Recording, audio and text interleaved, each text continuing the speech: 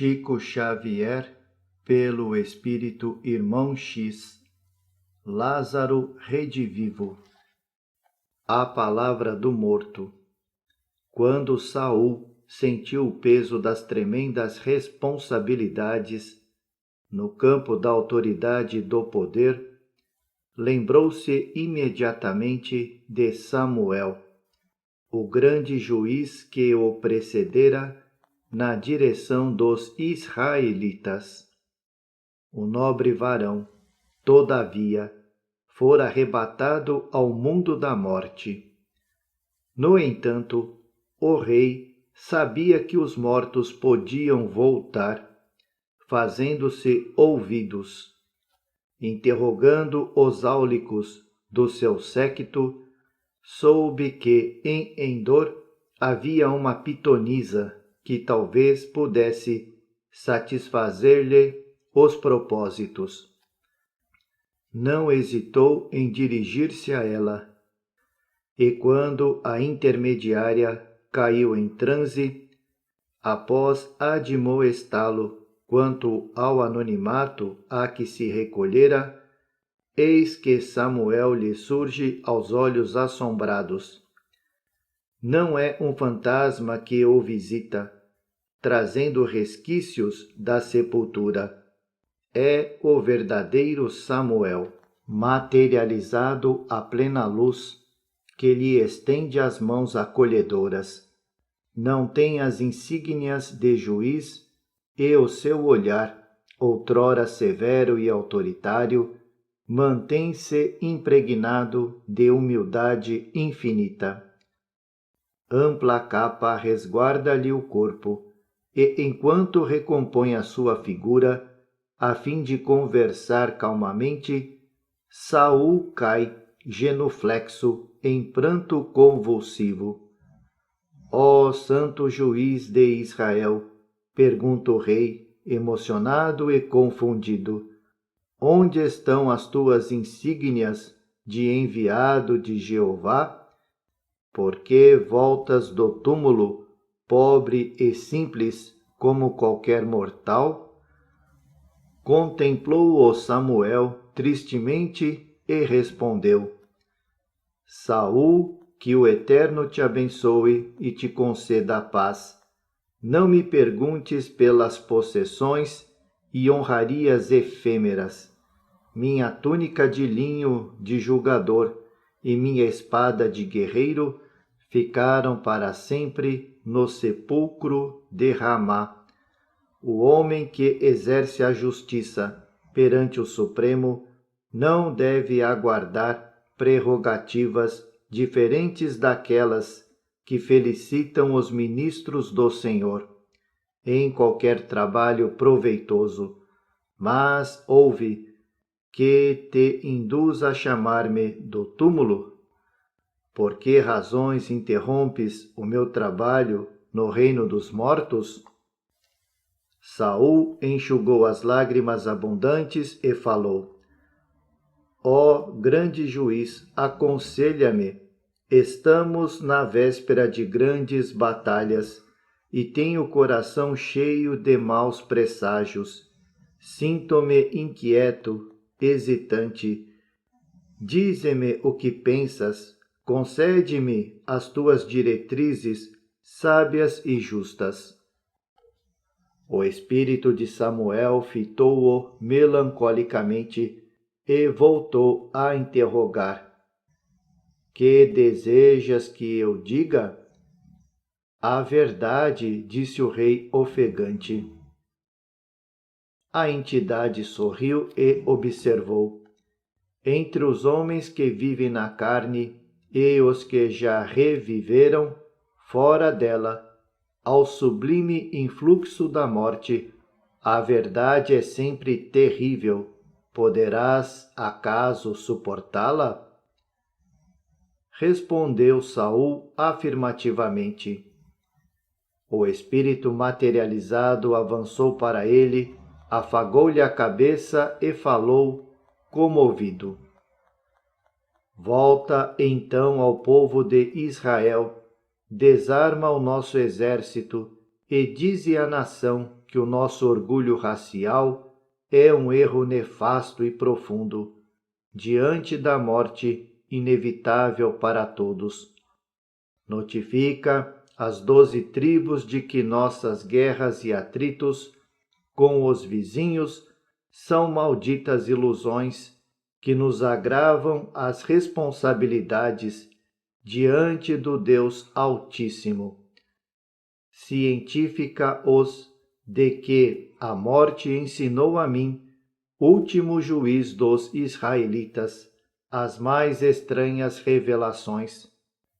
O Senhor Supremo não está em nossa arca de substância perecível do mundo, que não passa de mero símbolo respeitável embora. Onde teremos buscado tanta audácia para nos julgarmos privilegiados do Eterno? Que espíritos satânicos penetraram nossos lares para odiarmos o trabalho pacífico, entregando-nos ao monstro da guerra que espalha a fome, a peste e a desolação? É verdade que os nossos antepassados muito sofreram nas perseguições da Babilônia e no cativeiro do Egito, mas também é inegável que nunca soubemos valorizar os favores e as graças de Jeová, o Pai magnificente. Reajustando agora os meus conhecimentos pelas imposições do sepulcro, eu mesmo, que cultivava a justiça e supunha servir ao Senhor, compreendo quanto me afastei das vozes espirituais que nos induziam ao escrupuloso cumprimento da lei. Sou hoje obrigado a socorrer os nossos armadores e frecheiros, guerrilheiros e pajens de armas, que choram e sofrem junto de mim e aos quais ajudei na matança. Volta, pois, Saul, enquanto é tempo, e ensina aos nossos a realidade dura e angustiosa. Explica-lhes que os filisteus são também filhos do Altíssimo e que, ao invés de nos odiarmos, é imprescindível nos amemos uns aos outros, auxiliando-nos reciprocamente como irmãos. Os lares de Jerusalém não são melhores que os de Ascalão. Vai e ensina ao nosso povo uma vida nova. Faze que os instrumentos destruidores do extermínio se voltem para o trabalho pacífico e abençoado no solo da terra. Saul soluçava de joelhos. Como aceitar os conselhos inesperados e humilhantes? Não se sentia com a força precisa para recuar. Buscava orientação para a vitória na batalha, e o juiz inesquecível de Israel voltava do misterioso reino da morte para induzi-lo à submissão. O espírito de Samuel compreendeu-lhe a luta íntima e falou carinhoso. Lembra-te do tempo em que, humildemente, reunias jumentas no campo, na pobre condição de descendente da tribo de Benjamim, e não estranhes minhas palavras. Recorda-te que, quando o Senhor deseja conhecer as conquistas de uma alma, dá-lhe a autoridade e a fortuna, o governo e o trono para a terrível experiência. Atende a Deus e domina-te, execute a vontade do Senhor e esquece-te para que possas, de fato, triunfar por sua divina misericórdia. Fez-se então pesado silêncio, como Saul chorasse, o mensageiro, desejando ultimar a entrevista, perguntou: Desistirás da carnificina? Reconciliar-te-ás com os inimigos?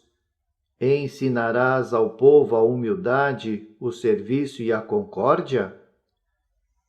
O rei de Israel fez um esforço supremo e respondeu: é impossível, não posso.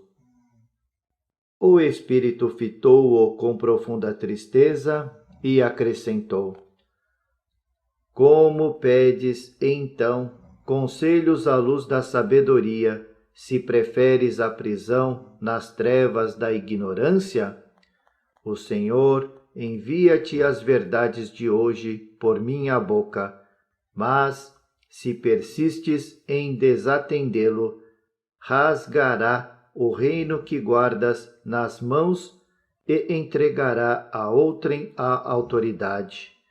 E se não deres ouvidos à divina palavra, executando os sinistros propósitos de tua ira, sofrerá Israel contigo as consequências de tua rebeldia. Cairás aos golpes do adversário e, amanhã mesmo, serás recolhido pela morte, juntamente com os teus filhos. Vindo aprender conosco que ninguém confundirá o eterno poder. Voltou Samuel à sua condição no plano invisível e Saul caiu desmaiado de espanto, enquanto a pitonisa acordava para socorrê-lo.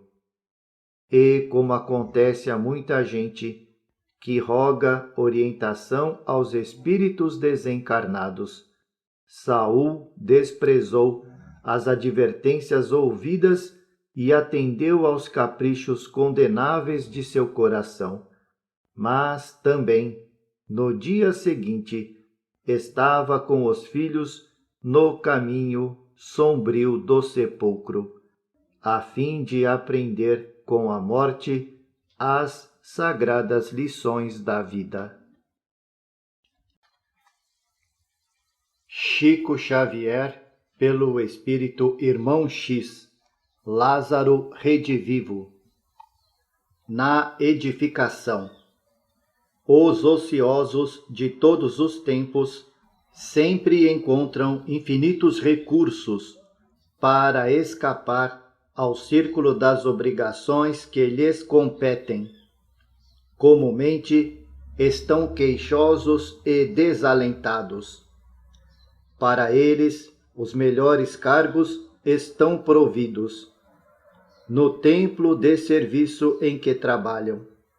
As maiores realizações já foram levadas a efeito. As estações do ano trazem variações decisivas que os compelem à permanência no lar. As relações sociais são algemas que os agriolham às longas conversações. Os menores sintomas de enfermidade constituem ensejo a dilatadas teorias sobre diagnoses diversas. Estão rodeados de obstáculos e não realizam coisa alguma.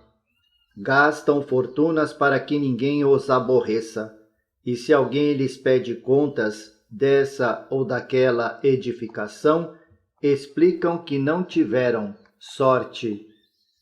Essa sorte por eles transformada num gênio cego, que distribui os favores divinos a torto e a direito. Assim acontece, igualmente, no campo das realizações de ordem espiritual. É incontável o número de pessoas que se aproximam das fontes espiritistas, afirmando-se desejosas de iluminação. Querem as bênçãos da esfera superior, desejam aquisições mediúnicas, pretendem participar dos serviços de auxílio. Entretanto, em todos os cometimentos do progresso legítimo, o problema da construção não se resume à palavra. É necessário dispor de material efetivo na concretização dos propósitos elevados. A casa reclama pedra e cal, a ferrovia pede trilhos adequados, a usina solicita aparelhagem. Se, na vida física, há necessidade do aproveitamento de recursos vivos e substanciais, como dispensar a boa vontade e os valores do homem nas edificações do espírito? Inúmeros corações dirigem-se a nós, suplicando o auxílio, mas como lhes ministrar o socorro fraterno? Esperam que as almas desencarnadas lhes tomem a iniciativa, subtraindo-os a toda espécie de responsabilidades e preocupações. Que movimento doutrinário, porém, seria esse em que os amigos experientes, a pretexto de proteção e socorro, instituiriam o regime da irresponsabilidade e da preguiça sistemática? Estariam os mortos tão desocupados, não recebendo da vida outra obrigação que essa de converter a grande universidade da existência humana em simples jardim da infância? Bondosos amigos nossos, comparecem às reuniões do Espiritismo e aguardam fenômenos estupefacientes. Intentam consolidar a fé e se dizem necessitados de paz íntima. Todavia, esperam as manifestações maravilhosas dos desencarnados, como se todas as suas construções interiores dependessem disso. Às vezes recebem o que pedem, mas ficam na situação do espectador que se espantou no circo, vendo as acrobacias do atleta, dançando numa corda frágil, a 15 metros de altura, ou contemplando, boquiaberto, o mágico que engole fogo.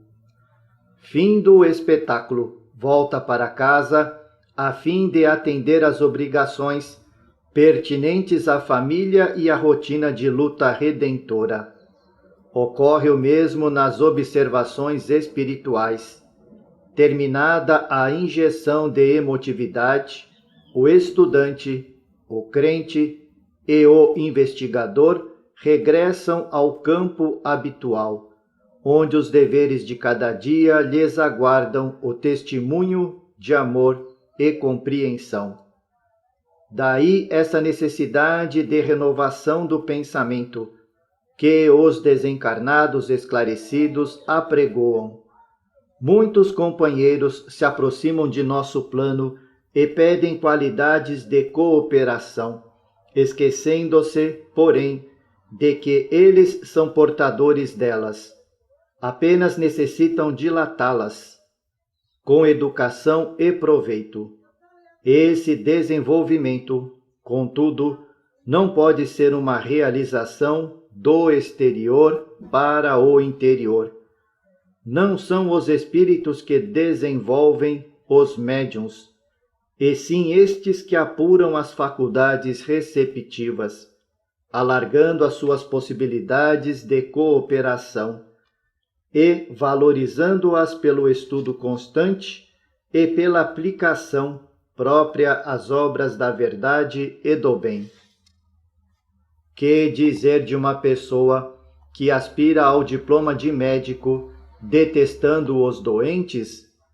Como apreciar o falador pedante que deseja cooperar nos serviços da sabedoria, mantendo-se nos círculos escuros da ignorância? Outros propõem-se a receber a luz brilhante do cume. Entretanto, sentem receio do caminho. Temem as pedras, os espinhos e as serpentes prováveis, talvez ocultas nas várias regiões que separam o vale da montanha. Obrigá-los a ajudar o enfermo a soletrar o alfabeto e a fugir das tentações não é atitude compatível com a lei de vida e liberdade que nos rege. O próprio Jesus, segundo a venerável lição do evangelista, permanece à porta e bate.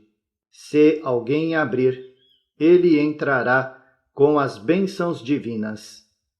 Ele, o Mestre, traz a sabedoria, o amor, a luz e a revelação, mas não tem a chave que pertence ao aprendiz, filho de Deus e herdeiro da vida eterna, como ele próprio. Poderia, efetivamente, violentar a habitação e destruir o impedimento.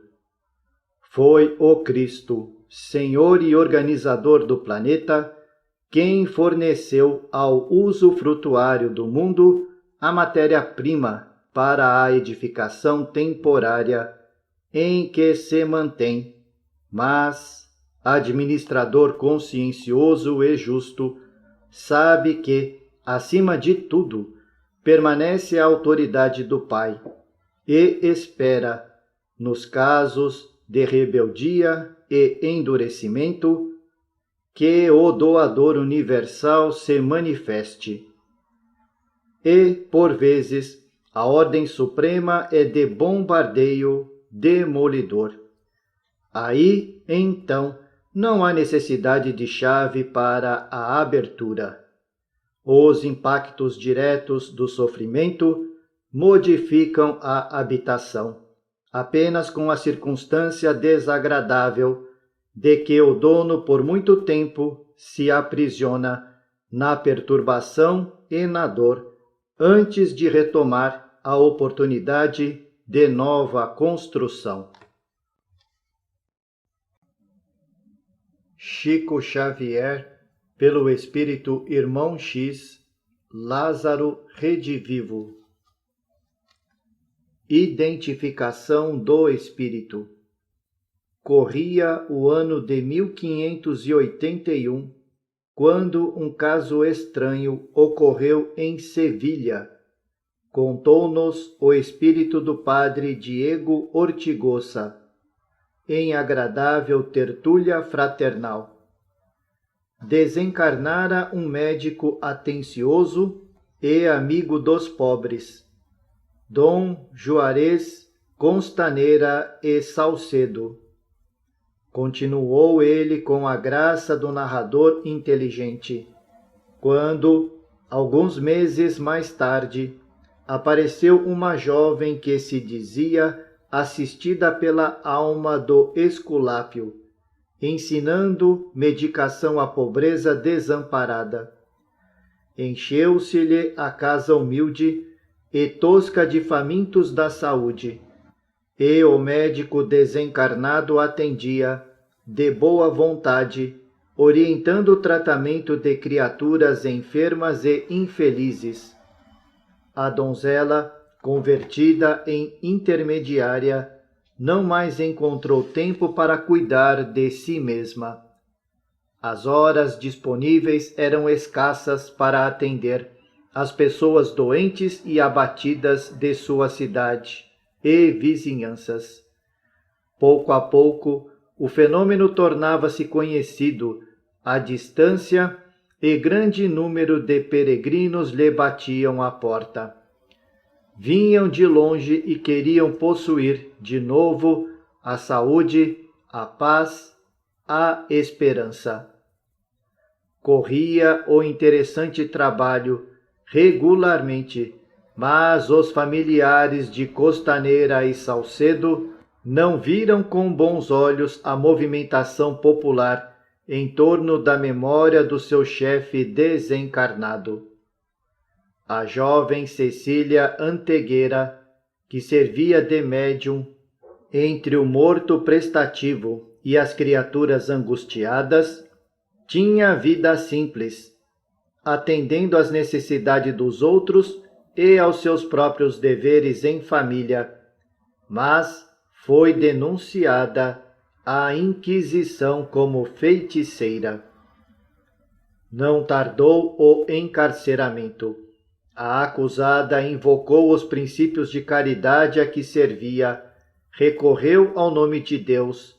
Amigos dedicados intercederam por ela, junto aos algozes, mas a pobrezinha foi retida, incomunicável, para longas inquirições.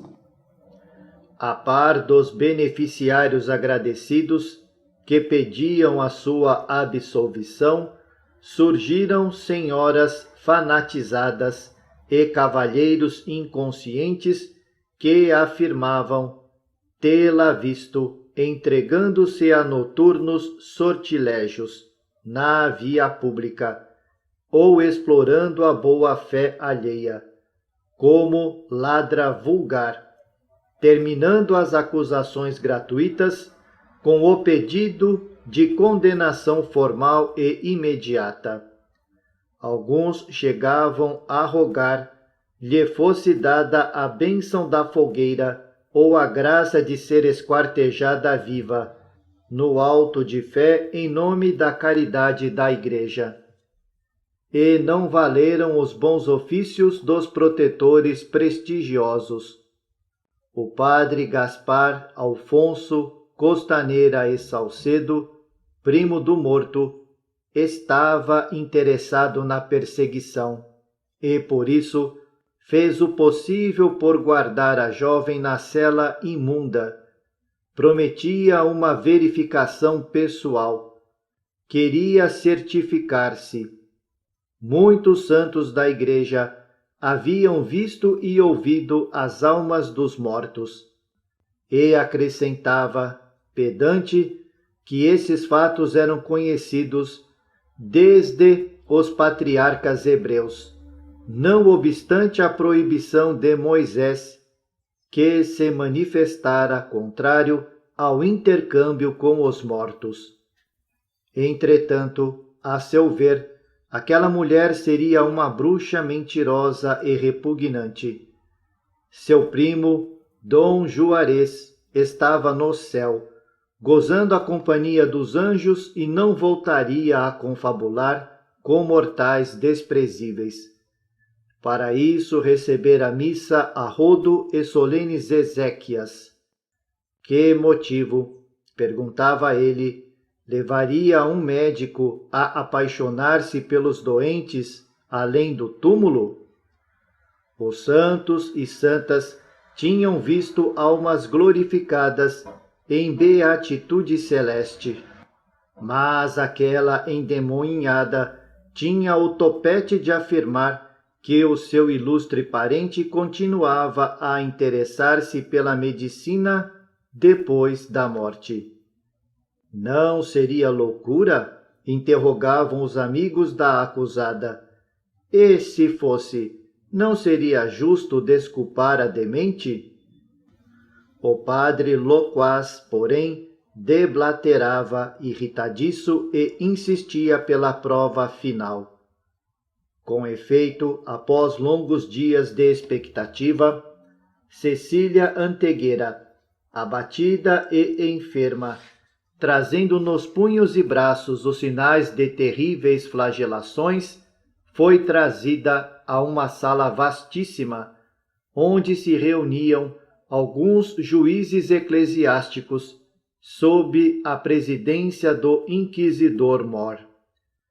A pobre medianeira, sob olhares sarcásticos, rogou em silêncio a Deus a visita do médico desencarnado. Não seria razoável que o espírito desse prova de sua sobrevivência? Ficaria desamparada perante os verdugos? Eis que Dom Juarez, o morto, se aproxima. Transfigura-se a médium. Observando-lhe a palidez e as alterações fisionômicas, o padre Gaspar atende a um sinal do inquisidor-mor e pergunta, contendo a emoção: estamos em presença do demônio? A entidade sorriu, utilizando os lábios de Cecília, e respondeu: estais em presença do espírito. Como se chama? Indagou o clérigo. Não tenho nome, replicou o desencarnado. O espírito é universal. E continuou o diálogo. Confessa que já morreu? Sim, já perdi o corpo físico. Tem uma pátria? Tenho. Qual? O mundo inteiro. Deixou alguma família na terra? Deixei. Como se chama essa família? Antes da resposta, os inquisidores denotavam grande aflição, mas Dom Juarez respondeu sem hesitar. Chama-se humanidade. Vem do inferno ou do purgatório? Não é de vossa conta. Tem recomendações a fazer a pessoas do mundo carnal? Não devo lembrar o que me compete esquecer para o bem comum. Reconhece a autoridade da Igreja? Reconheço a eterna autoridade de Jesus Cristo. Oh, oh! Exclamaram os circunstantes. Finalmente, qual é a sua profissão de fé? O seu propósito? Perguntou o padre Gaspar exasperado. Dom Juarez, o morto, respondeu sem titubear. Amar a Deus sobre todas as coisas e o próximo como a mim mesmo, cultivar a verdade, fazer o bem e colaborar na fraternidade universal. Nesse instante, levantaram-se todos sob grande revolta. O inquisidor Mor recomendou o recolhimento da endemoninhada até ulterior deliberação, explicando-se aos sevilhanos que coisa alguma ficara esclarecida e que o assunto não passava de farsa condenável e odiosa. O narrador fez uma pausa mais longa, mas um dos amigos presentes, interpretando o nosso interesse, indagou. E a médium, que lhe aconteceu? Vocês ainda perguntam? Disse o padre Ortigosa, em tom significativo. Como a Inquisição não podia punir o espírito, queimou a intermediária em soleníssimo auto de fé.